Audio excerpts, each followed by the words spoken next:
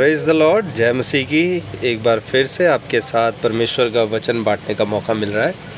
मैं आपका भाई पास्टर प्रदीप कुमार शर्मा आपके साथ परमेश्वर के वचन की संगति करने के लिए एक बार फिर से हाजिर हूँ। और आज हम परमेश्वर के वचन में जिस विषय को समझने जा रहे हैं वो विषय है एक सिद्ध कलीसिया। इंग्लिश में बोलें तो द परफेक्ट चर्च। देखते हैं आज इस विषय के अंदर परमेश्वर हमें क्या क्या सिखाते हैं।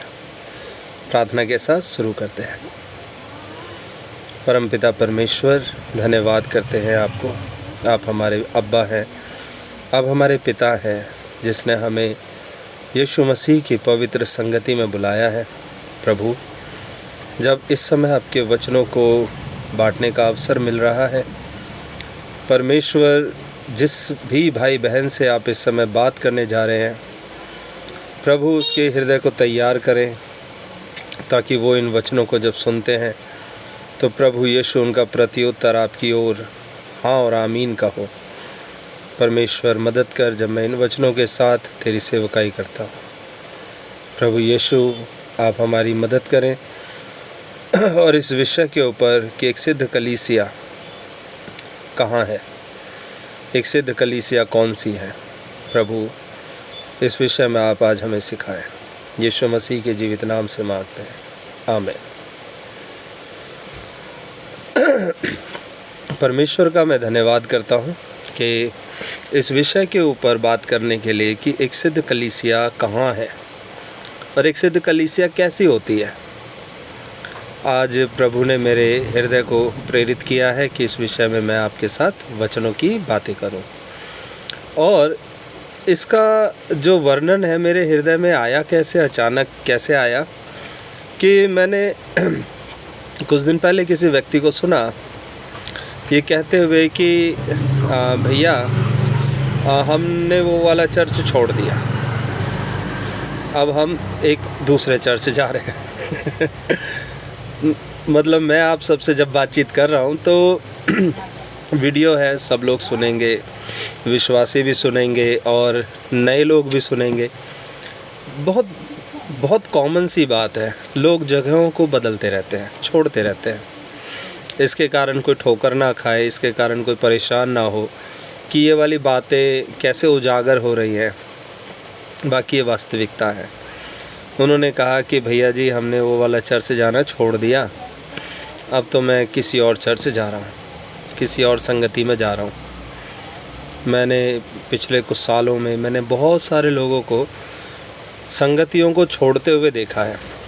आज कोई किसी चर्च में बड़ा उत्साह से जा रहा है कि हमें तो एकदम परमेश्वर की यही कलीसिया थी जिसको हम ढूंढ रहे थे, हमें तो परमेश्वर ने इसी कलीसिया का दर्शन दिया था, इसी के ही लिए तो हमें स्वप्न आ रहे थे। और कुछ दिन ठहरने के बाद में बातें हवा हवाई हो जाती है और फिर वो यहाँ वहाँ गायब हो जाते हैं। क्यों लोग जगहों को बदल रहे हैं, क्यों विश्वासी लोग कलीसियाओं को छोड़ रहे हैं और नई कलीसियाओं की तलाश कर रहे हैं। तो एक व्यक्ति हैं, उन्होंने कहा कभी कि हमें बढ़ोतरी चाहिए और हम आत्मिक जीवन में बढ़ने के लिए हमने पहली वाली कलीसिया छोड़ दी और अब हम एक नई कलीसिया जा रहे हैं। कुछ समय बाद ऐसा होने को मिला कि उन्होंने वो दूसरी कलीसिया भी छोड़ दी और किसी तीसरी कलीसिया में जाने लगे। जीवन भर शायद यही सिलसिला चलता रहेगा, उनकी बढ़ोतरी होती रहेगी और वो कलीसियाओं को छोड़ते रहेंगे। कलीसियाओं को छोड़ने के बाद में क्या उन पुरानी कलीसियाओं के लोगों के साथ, उन कलीसियाओं के पासवानों के साथ, सेवकों के साथ क्या मैत्रीपूर्ण रिश्ता बना रहता है उन लोगों का, या वो मैत्रीपूर्ण रिश्ता ख़त्म हो जाता है कहीं? यह एक सोच की बात है, सोचनीय विषय है कि हम परमेश्वर के राज्य में फलों का स्वाद चख रहे हैं। आज इस पेड़ से खा लिया, कल उस पेड़ से खा लिया, लेकिन हम किसी भी पेड़ की सेवा नहीं कर रहे, हम किसी भी पेड़ को पानी नहीं दे रहे। बस जो हमें मिल रहा है वो हम लेते जा रहे हैं। लेकिन हम बदले में किसी भी कलीसिया को कुछ दे नहीं रहे, किसी भी सेवक को कुछ दे नहीं रहे जो हमारे लिए सेवा कर रहे हैं। वचन में लिखा है वो रात दिन तुम्हारे लिए प्रार्थना करते हैं, तुम्हारे लिए जागते रहते हैं, तुम्हारे प्राणों की चिंता करते हैं और तुम्हारे लिए परमेश्वर की दुहाई देना नहीं छोड़ते। और उन पासवानों का हृदय हम अपने व्यवहार के द्वारा जलाते हैं, उनके हृदयों को हम कांटे चुभा देते हैं। तो इन विषयों पर हम आज पढ़ेंगे, परमेश्वर के कुछ वचनों को ढूंढेंगे कि एक सिद्ध कलीसिया, परफेक्ट चर्च कहाँ पर है। क्या सच में कोई परफेक्ट चर्च है? प्रभु यीशु मसीह ने जिस समय में चेलों को कलीसिया की परिभाषा और कलीसिया के जन्म की भविष्यवाणी करी थी, उस समय में प्रभु यीशु मसीह का एक चेला पतरस, उसके साथ प्रभु यीशु ने एक वादा किया था और बोला था कि तुझ पर एक दर्शन तूने पाया है, परमेश्वर से तुझे एक प्रकाशन मिला है। और प्रभु कहते हैं उसको कि इस चट्टान पर मैं अपनी कलीसिया बनाऊंगा, इस चट्टान पर मैं अपनी कलीसिया बनाऊंगा। जो दर्शन परमेश्वर ने तुझे दिया है, जो मैनिफेस्टेशन, जो प्रगटीकरण तेरे ऊपर हुआ है, मैं इस प्रगटीकरण के आधार पर अपनी कलीसिया तेरे ऊपर बनाऊंगा। और उस कलीसिया पर अधोलोक के फाटक कभी प्रबल ना होंगे। अधोलोक के फाटक मतलब नरक की शक्तियाँ उस कलीसिया को बंद नहीं कर सकेगी। प्रभु यीशु आगे भी कहते हैं कि मैं तुम्हें चाबियाँ दूंगा, स्वर्ग की अधिकारों की चाबियाँ दूंगा, और तुम जो खोलोगे वो स्वर्ग से खुल जाएगा, जो तुम बांधोगे वो स्वर्ग से बंध जाएगा। तो परमेश्वर पतरस के जीवन में ये अधिकार की बात करते हैं। पर अगले कुछ क्षणों के बाद पतरस को एक बड़ी डांट भी लगती है प्रभु यीशु के द्वारा, क्योंकि पतरस मनुष्यों की तरह सोचने लग गया था और वो दुखों से घबराया कि यीशु के ऊपर दुख नहीं आने चाहिए। तब प्रभु ने उसको डांट के उसका मार्गदर्शन किया कि मैं तो आया ही दुख उठाने के लिए हूँ। इन दो बातों से एक बात स्पष्ट हो जाती है कि पतरस, जिसको परमेश्वर का प्रकटीकरण हुआ, परमेश्वर ने प्रकाशन दिया, ये ऐसा नहीं था कि वो कभी उसके बाद उसके जीवन में कोई भूल नहीं हो सकती। भूल हो सकती है, बस यही चीज़ है कि कलीसिया भी जो है आज बहुत बढ़िया है, पर कल उसमें कहीं कोई कमज़ोरी हो भी सकती है। लेकिन उस कमज़ोरी की दशा में हमारा कर्तव्य क्या है?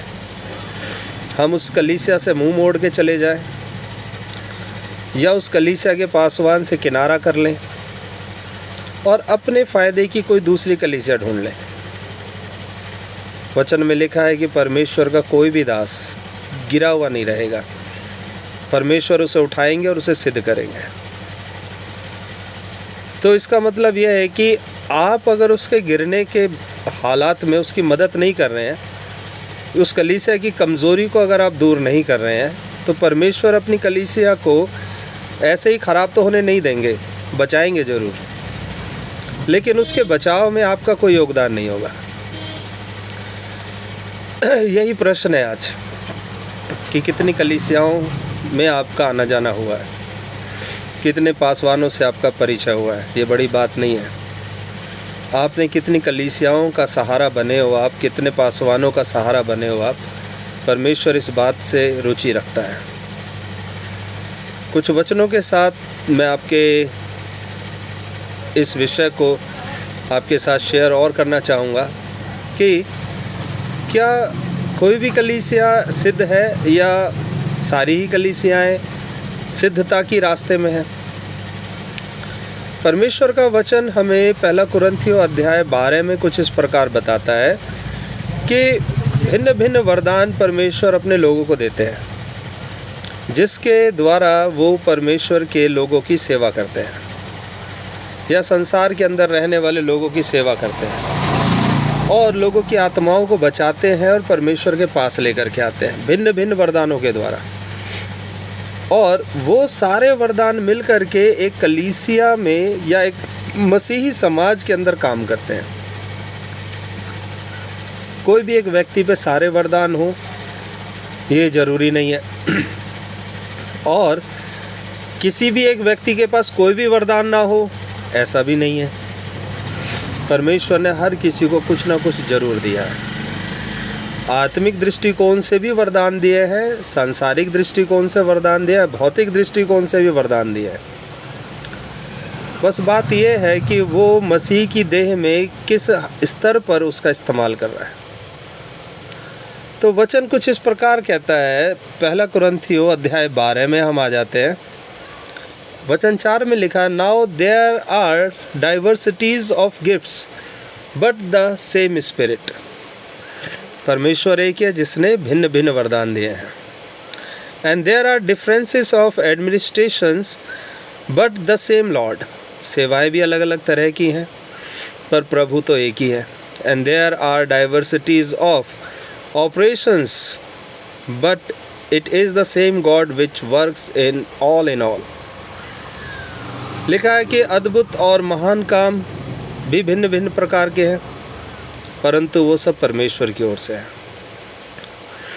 तो ये क्या हमें समझाना चाहते हैं कि परमेश्वर ने एक के अंदर ही सब कुछ परफेक्ट नहीं रखा। तो कोई भी एक व्यक्ति ऐसा नहीं है कि हो सकता है कोई एक चर्च में बहुत सारे लोग हों, अच्छे लोग हों और वो सभी कलीसिया की उन्नति में काम कर रहे हों, लेकिन ये संभव नहीं है कि ये होना ही होना है।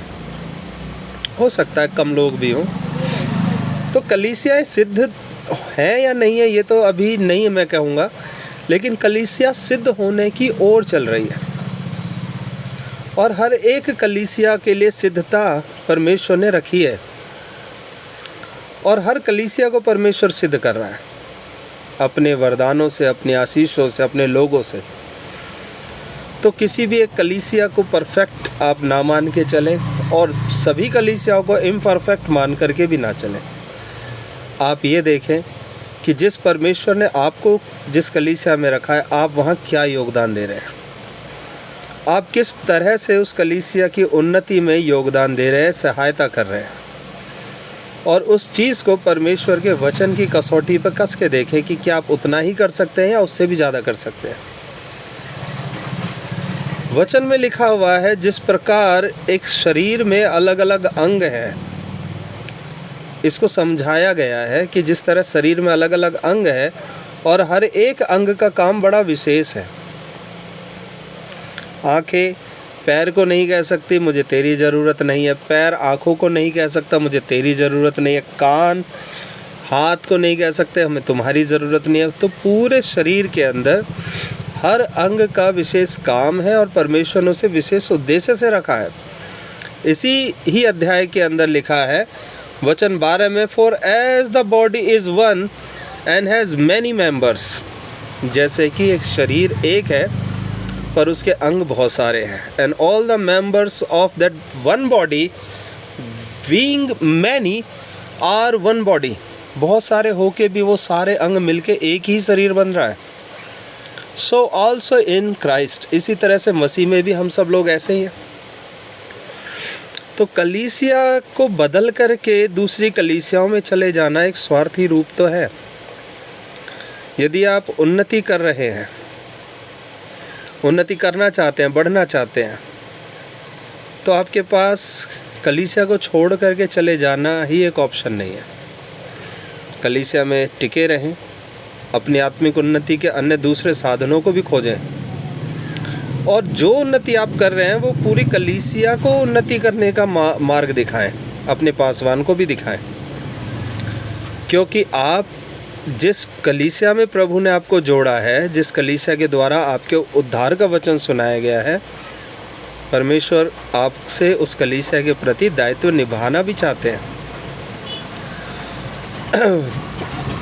वचनों के अंदर परमेश्वर कितने खूबसूरती से कई बातों को कहते हैं कि बहुत सारे शिक्षक हैं, हमारे बहुत सारे शिक्षक हो सकते हैं। पहला कुरिन्थियों की ही पत्री के अंदर है, अध्याय 4 में है, वचन 15 से 17 में।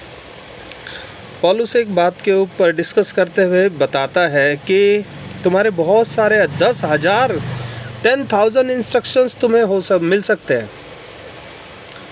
कहता है कि तुम्हें मसीह जीवन के अंदर उन्नति करते हुए या उन्नति करने के लिए आपको 10,000 शिक्षक मिल सकते हैं, लेकिन वचन के सुनाए जाने के द्वारा सुसमाचार मैं तुम्हारे पास लाया हूँ, तुम्हारा पिता एक ही है। वो अपने आप को रेफर करके बोलता है कि मैंने तुम्हें जन्म दिया है जब मैंने तुम्हें सुसमाचार सुनाया।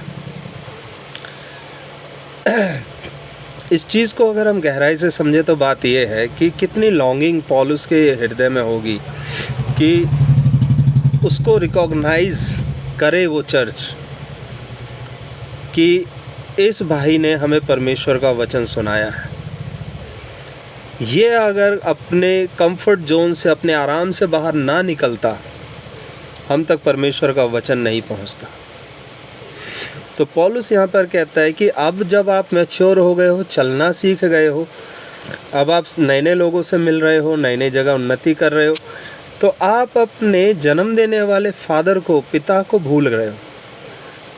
होता है, हम लोग घरों में भी जब जन्म लेते हैं, हमारे माँ बाप ने हमें चलना सिखाया होता है, उठना बैठना सिखाया है, लेकिन जब हम चलना सीख जाते हैं, पढ़े लिख करके बड़े हो जाते हैं, तो हम उन्हीं माँ बाप से पलट के कह देते हैं तुम्हें आता ही क्या है। ये बात कुछ ऐसी है। बाहर आपको अच्छे अच्छे महल मिलते हैं, आप अपने घर को भूल जाते हैं। बहुत साल पहले मैंने किसी व्यक्ति के द्वारा सुना था कि उसने नए विश्वास में आए हुए लोगों को बोला था कि तुम फलाना पास्टर की संगति में क्यों रहते हो, उस पास्टर के साथ तुम्हारा फ्यूचर नहीं है। बहुत हैरानी की बात है, किस तरह के फ्यूचर की बात वहाँ वो कर रहे थे। मटेरियलिस्टिक, संसारिकता से भरा हुआ फ्यूचर। नमस्ते। अगर A4 साइज शीट है, हाँ बताओ, कलर कोई सी रेड दे दो, ब्लैक, ब्लैक दो, नहीं ब्लैक, रेड रेड, हाँ एक रेड दे दो और एक वाइट, नहीं वाइट नहीं, येलो, येलो। एक एक निकाल।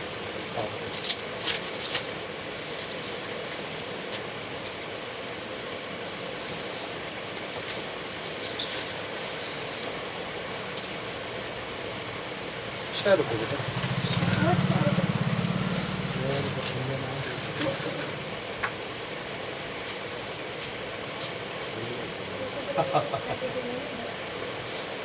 थप्पड़ लग जाएगा तो कैसे बेच करती है।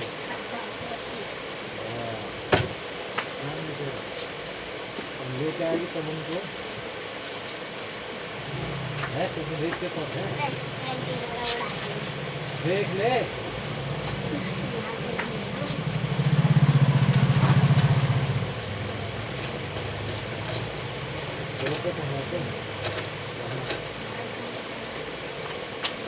ये ले बेटा पैसे। 194।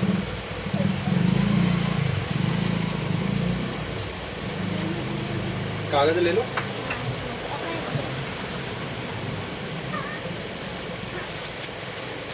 नमस्ते भाई साहब।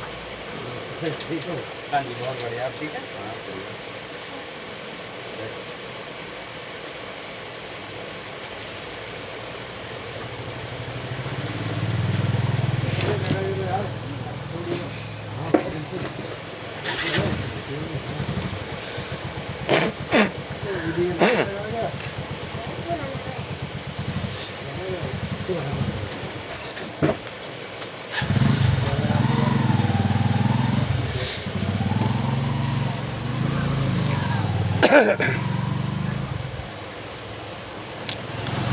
उनका एक ही इशारा था इस बात को लेकर के कि अगर आप ऐसे पास्टर के साथ रहते हो जो गरीब है, फाइनेंशियली अगर वो उतना इस्टेब्लिश्ड नहीं है, गाड़ियों में नहीं आता, सूट बूट नहीं पहनता, तो आपका फ्यूचर भी ऐसा ही हो जाएगा।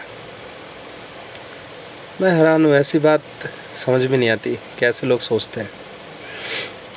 और उन लोगों ने वो चर्च छोड़ दिया, वो चले गए ऐसे चर्च में जहाँ सूट बूट पहना जाता है, अंग्रेजी भाषा में लोग बात करते हैं।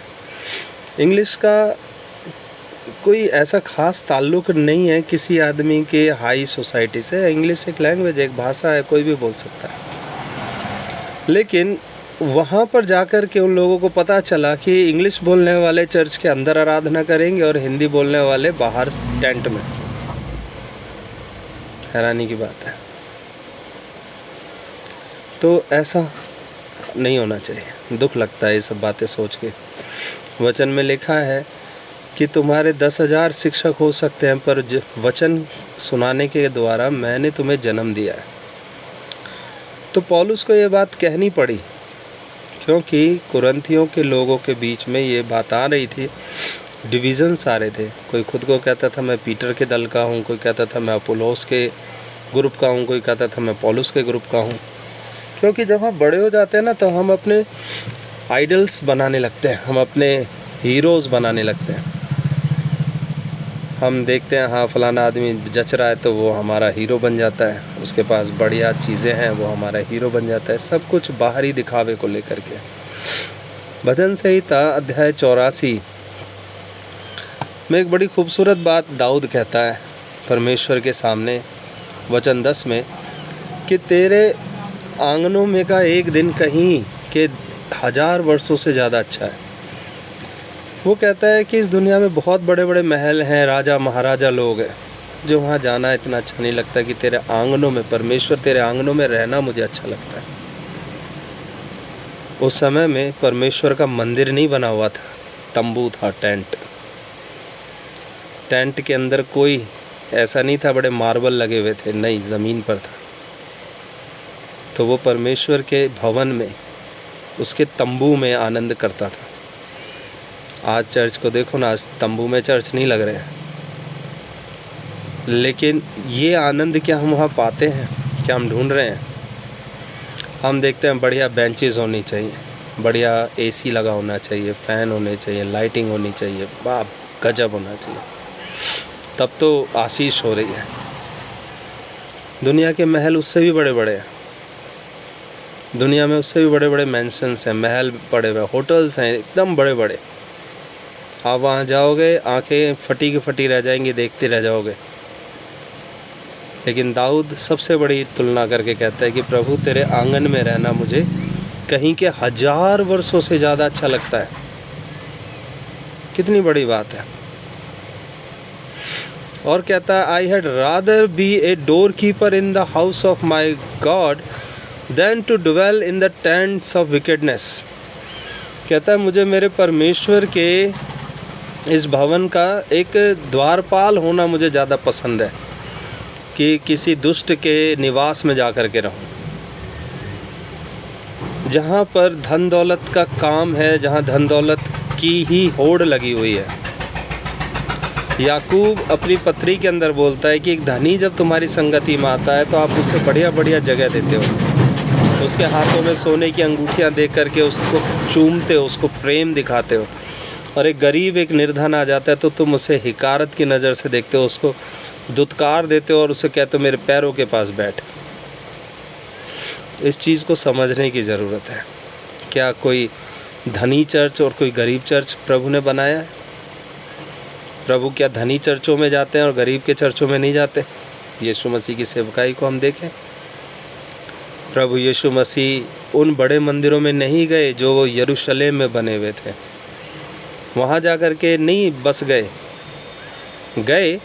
वहाँ के रहने वाले लोगों को डांटा कि तुम कैसे आज्ञाओं को मान रहे हो, क्या क्या बातें तोड़ रहे हो।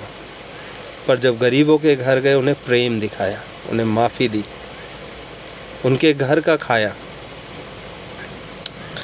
इन वचनों के द्वारा मैं एक बार फिर से आपके उस मसीह प्रेम को जगाना चाहता हूँ। आप अपने पुराने पास्टर से ज़रूर मिलें, उनसे एक बार ज़रूर जय मसीह की कहें, हाय हेलो करें, जिनसे आपने परमेश्वर के वचन को सर्वप्रथम सुना है। परमेश्वर आपको बहुत उन्नति देगा। आप उन कलीसियाओं का कुछ न कुछ लाभ करें, उन कलीसियाओं को ब्लेस करें जिस कलीसिया में आपकी आत्मिक उन्नति के दिन शुरू हुए थे। मैं ही नहीं कह रहा आज आप जहाँ वहाँ से छोड़ दें, जाओ, लेकिन अब इस यात्रा को रोको, जहाँ हो वहीं ठहरो, वहीं उन्नति करो और अपनी उन्नति से उस कलीसिया की उन्नति करो। परमेश्वर इस वचन के द्वारा आपकी मदद करे। इन वचनों को आप घर में भी पढ़ सकते हैं।